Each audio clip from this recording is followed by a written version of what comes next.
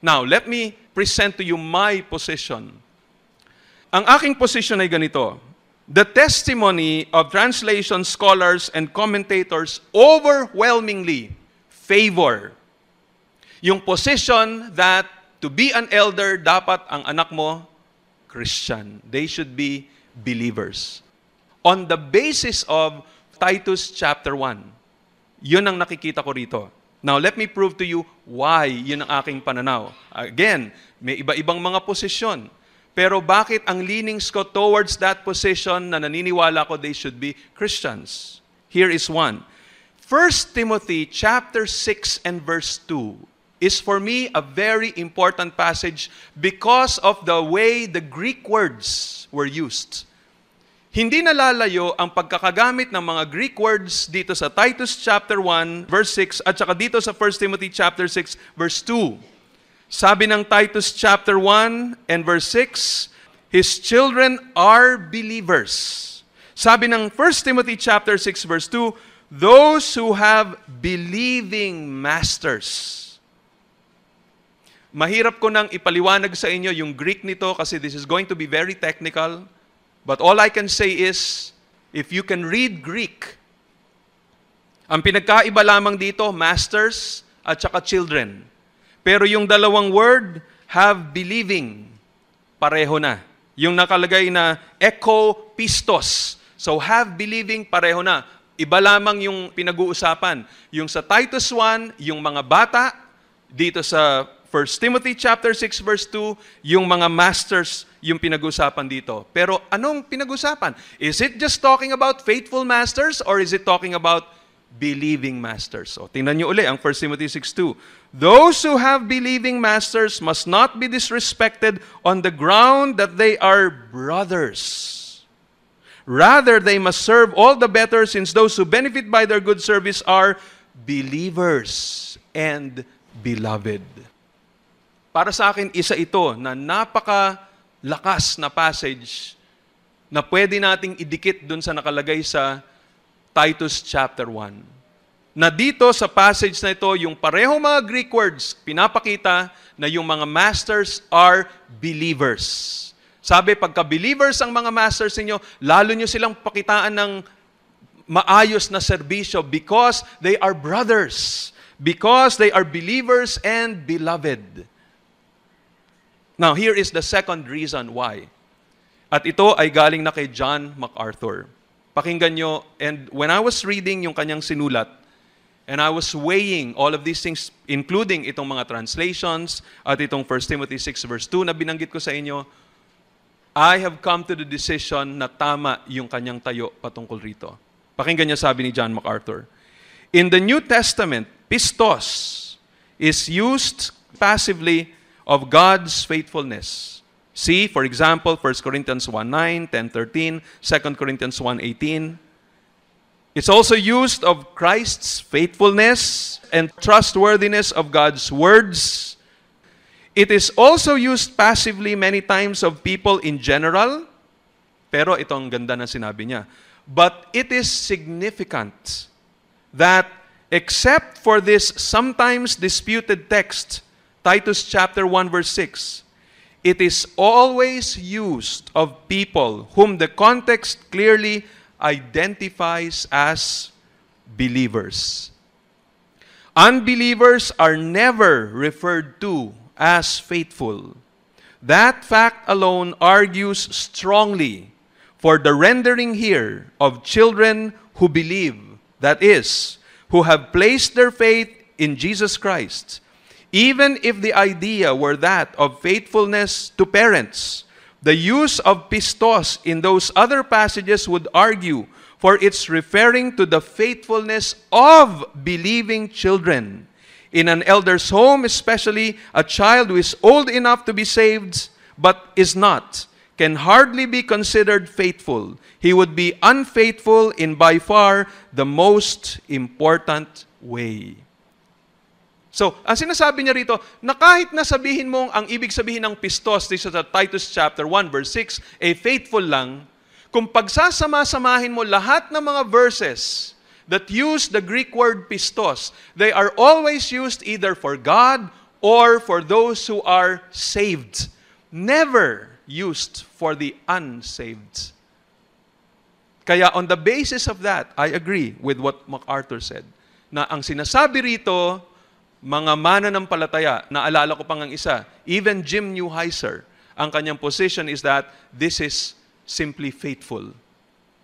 Pero yun nga sinasabi ko, you have these great men, you have these godly people, may iba-iba sila ng posisyon, but you have to go back to Scripture again and see ano nga bang pinaka naaayon sa sinasabi ng salita ng Panginoon. Now, here is a very valid question that can be raised in light of this. At si John MacArthur na rin na nag-anticipate nitong tanong na ito. What if your children don't fit into this category because they're not old enough to believe?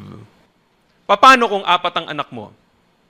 Ang dalawa sa kanila, teenagers na, 18, 19 years old, mananampalataya na, pero may dalawa ka pang mga anak, maliliit pa, elementary pa sila, o ano, na hindi pa sila ligtas.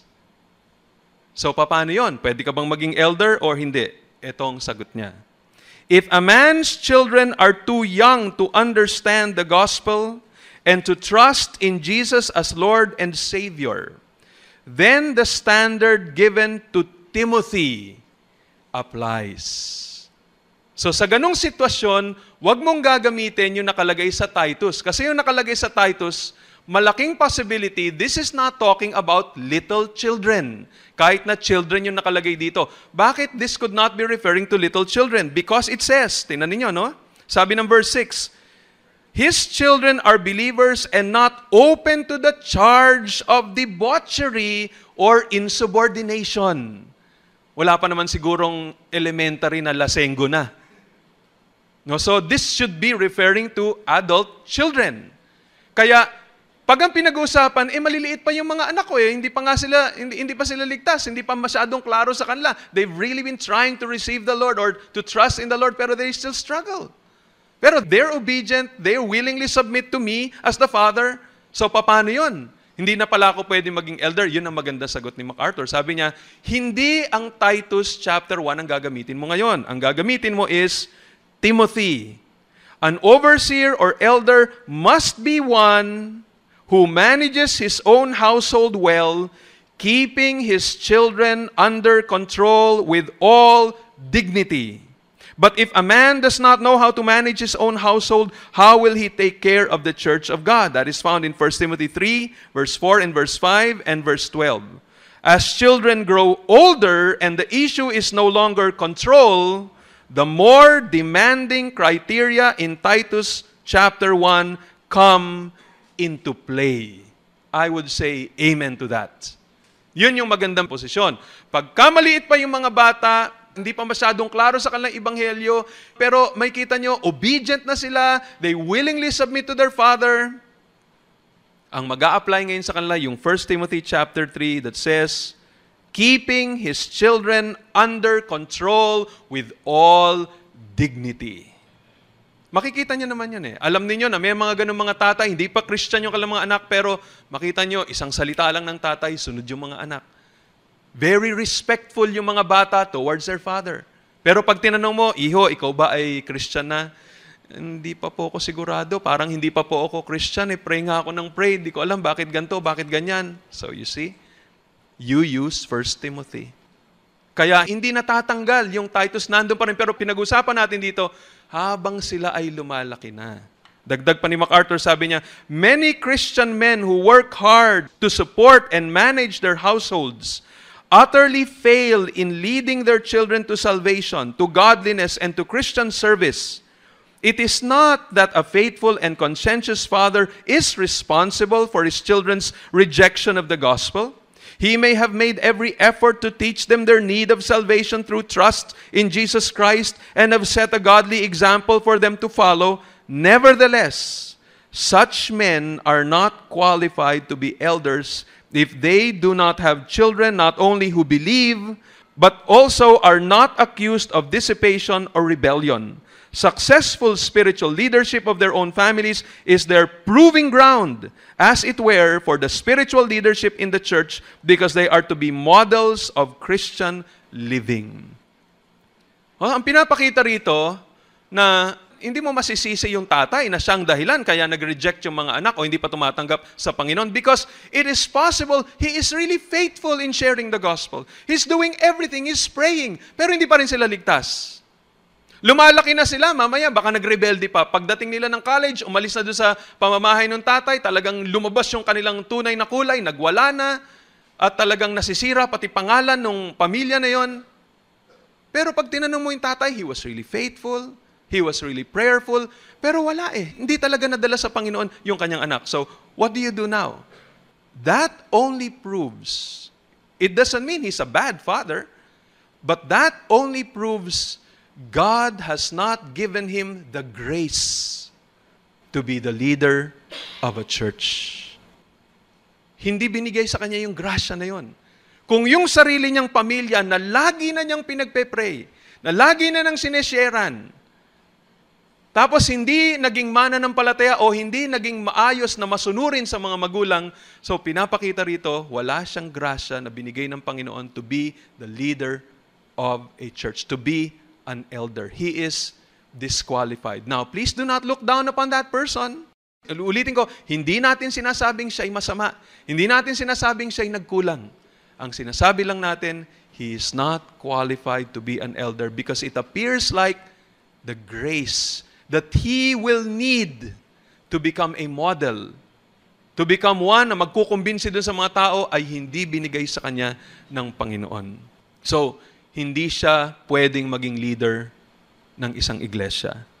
Now, take note of the next things na sinasabi. So, first thing, mapuprove natin yung kanyang family leadership by being able to bring particularly his adult children to the faith. And then secondly, nakalagay dito, sabi ng Titus 1 verse 6, if anyone is above reproach, his children are believers and not open to the charge of debauchery or insubordination. The word debauchery carries the ideas of prodigality, profligacy, and even of rioting. It was commonly used of drunken revelry at pagan festivals. Kaya yun yung makikita natin na nakalagay sa Ephesians chapter 5 and verse 18, na contrast na pinakita ni Paul regarding being filled with the Holy Spirit and being filled with wine. Sabi niya, and do not get drunk with wine, for that is debauchery, but be filled with the Spirit. So kung halimbawa, ang isang lalaki na gusto niyang maging elder, meron siyang anak na nasa edad na, pagkatapos nandun pa sa loob ng kanyang pamamahay at yun ang nakikita, lasenggo, mahilig sa gimmick, mahilig mag-party, na pagbalik sa bahay, talagang laseng, tamad, at kung ano-ano pa. Kahit na faithful pa yung mga magulang o yung tatay na nag-share sa kanya, pero pag hindi niya madala yung kanyang anak sa ganun, at laging ganun yung kanyang anak, hindi siya pwedeng maging elder kasi masisira ang pangalan ng Panginoon because of that child. So yun ang unang sinasabi rito. And then it also adds insubordination. Now, this does not refer to political or military insurrection, but rather to personal unruliness, refusal to recognize or submit to proper authority of parents or of society. Ito yung bata na talagang rebelde sa mga magulang. Pag may sinabi yung tatay, gawin mo to, hindi gagawin. Pag sabi, umuwi ka dito alas 9, uuwi ng sumunod na araw, alas 9 ng umaga. Laging nagiging problema pagdating sa eskwelahan, pinapatawag yung mga magulang lagi doon dahil yun, insubordinate yung bata na yun. Walang submission sa mga authorities. Hindi niya kayang i-recognize yung mga authorities doon sa kanyang buhay. And again, here we are talking about one na may connection sa debauchery. So that would mean that person is an adult child. And if that is the case, then pinapakita na yung tao na yun who wants to become an elder is disqualified. Again, let me read to you what MacArthur says regarding this. No matter how godly and self-giving a man himself may be in the Lord's service, Children of his who do not believe and who are known for their dissipation or rebellion distract from the credibility of his leadership. If he cannot bring his own children to salvation and to godly living, he will not have the confidence of the church in his ability to lead other unbelievers to salvation or to lead his congregation in godly living. Unbelieving, rebellious, or profligate children will be a serious reproach on his life and ministry. And then itong ganda ng dinagdag pa ni MacArthur, sabi niya, based on a defective understanding of God's sovereign election, some interpreters argue that Paul could not possibly hold a man responsible for the failure of his children to be saved if God has not elected them.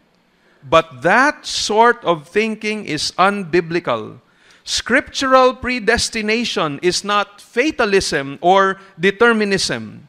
God's sovereign election, as clearly taught in Scripture, in no way mitigates against Scripture's equally clear teaching that salvation comes only through personal faith in Jesus Christ as Lord and Savior, and that the Lord uses believers to witness the gospel to unbelievers by what they say and by how they live. Sabi niya, hindi natin pwedeng gamiting excuse. Diyos lang naman nakakaalam kung maliligtas talaga yung mga anak natin o hindi. That is true. But let us also not forget that in the teaching of divine sovereignty, God uses instruments. At kung binigyan ng Panginoon Diyos ang isang tao ng grace to lead the church, bibigyan din ng Panginoon Diyos ang isang lalaki ng grasya to be able to lead yung kanyang maliit na iglesia sa kanyang bahay. Because when you really think about it, there is no other way anymore that you can test. Yan ang pinaka-solid, concrete way to test kung talagang itong taong ito pwedeng maging leader. What about those who don't have any families? There will be other means to test yung kanyang leadership. But if a person has children, kung may mga anak siya, kung may pamilya siya, lalo na pag mas malaki yung kanyang pamilya, minsan nga, isa lang, dalawa, talagang kitang-kita mo na hindi makontrol. Ay kita mo na kaagad na yun ang laging usap-usapan ng church. Ay, ang anak ni pastor, talagang PK talaga yan, pastor's kid talaga yan. Pagka meron ng reputasyon ng ganon, habang lumalaki yung bata, na talagang lahat ng mga members na nakakakilala, sinasabi nila na yung anak ni pastor talaga, ang tigas talaga ng ulo niyan. Kahit na sabihin mo maliit pa lang siya. Pero pag gano'n ang sinasabi ng mga tao, pag yung mga kapitbahay ayaw imbitahan yung inyong anak sa kanilang children's party, dahil pag pumunta siya doon, siya yung nakakabasag ng mga gamit, sinasabunutan niya yung buhok ng ibang bata, nanununtok, nag-iiyakan sila. Pag sinabing, wag gagalawin yung cake, mamaya, siya na yung unang kumuha ng bulaklak doon. Pati yung pag-blow ng candle, nauna pa siyang mag-blow kaysa birthday celebrant. Pagka ganyan, pag sinasabi na ng mga bata, Mami, sa birthday ko, wag nyo nang imbitahin yung anak ni pastor.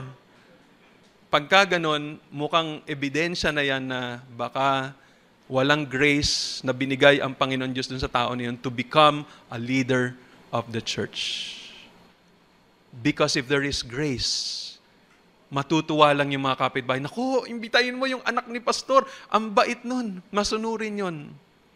Now, of course, we're not saying that they will have their moments. Pag sinabing they'll have their moments, may time na sinusumpong yung anak natin, baka hindi nakatulog ng mabuti, kaya parang mainit ang ulo niya, ganyan-ganyan. Nangyayari naman yan sa lahat ng tao.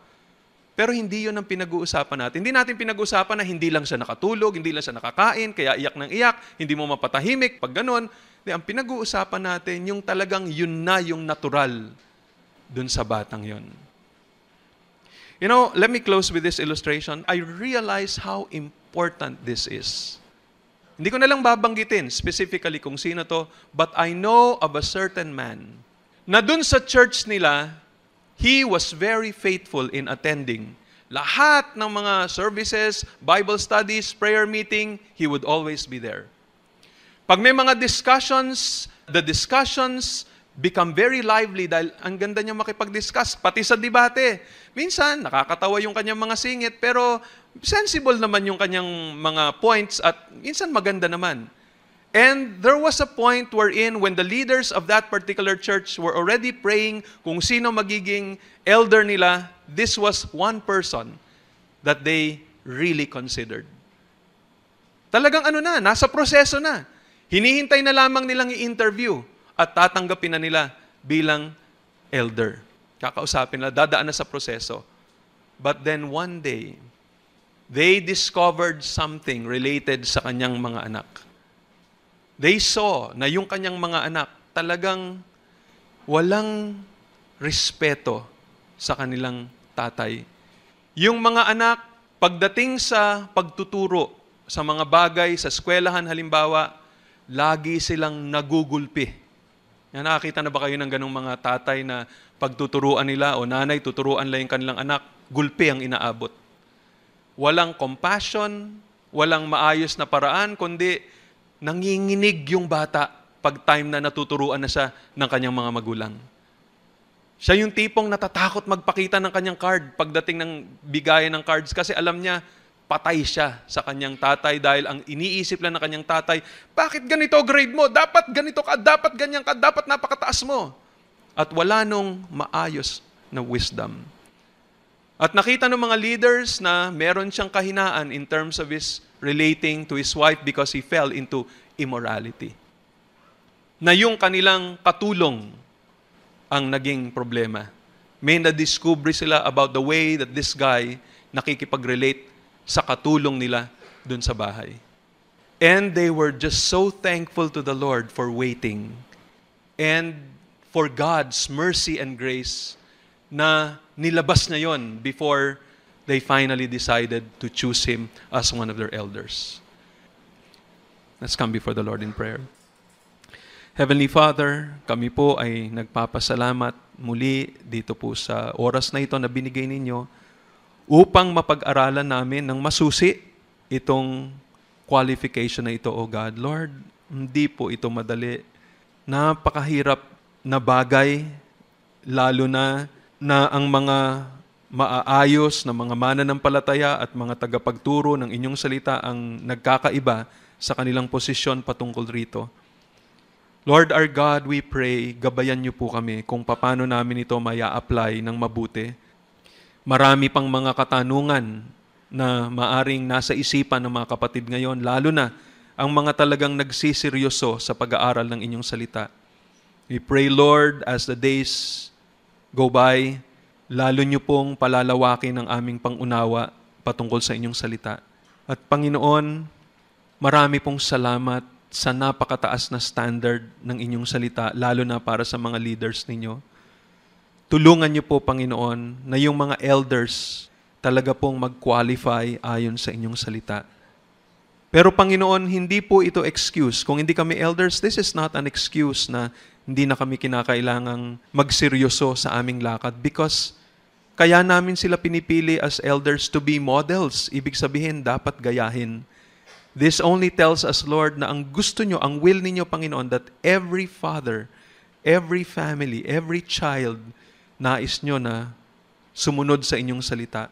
Nais nyo, every father would be a successful parent in the home. Nais nyo, every child would be submissive and would be saved. Lord, this is your will for all of us. We pray na marami po sa aming mga pamilya rito makita itong ganitong klaseng sitwasyon na kung saan maayos ang mga magulang, lalo ng mga tatay, mga totoong leader ng kanilang pamilya, nagmamahal sa kanilang asawa at maayos sa pag-bring up ng kanilang mga anak in the knowledge and discipline of the Lord. And Lord, we pray that children will be those who will honor their parents, who submit to them, who love them, and who are saved. Lord, salamat po. All this, O God, we pray in Jesus' name. Amen.